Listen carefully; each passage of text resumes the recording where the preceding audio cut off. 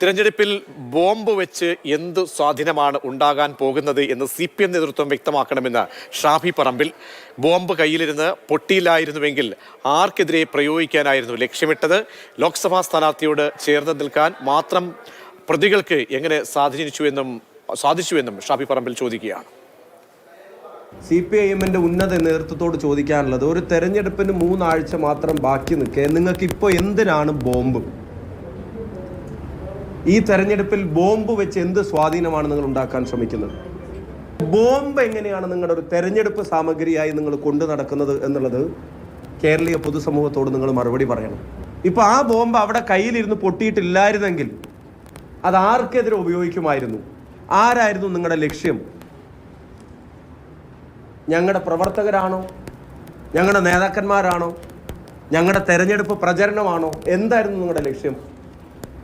Bomb ഉണ്ടാക്കിയിട്ട് എന്തായാലും ബാങ്കിലിട്ടിട്ട് fixed deposit പോലെ ഇട്ടിട്ട് അതിൽ നിന്ന് പലിശ വാങ്ങി തിന്നാനൊന്നും പറ്റില്ലല്ലോ. അത് ആർക്കെങ്കിലും എതിരെറിഞ്ഞ് പൊട്ടിക്കുക വേണമല്ലോ. അപ്പൊ എന്ത് കാര്യത്തിനാണ് ഈ ബോംബ് ഉണ്ടാക്കാനുള്ള നിർദ്ദേശം പാർട്ടി കൊടുത്തത്?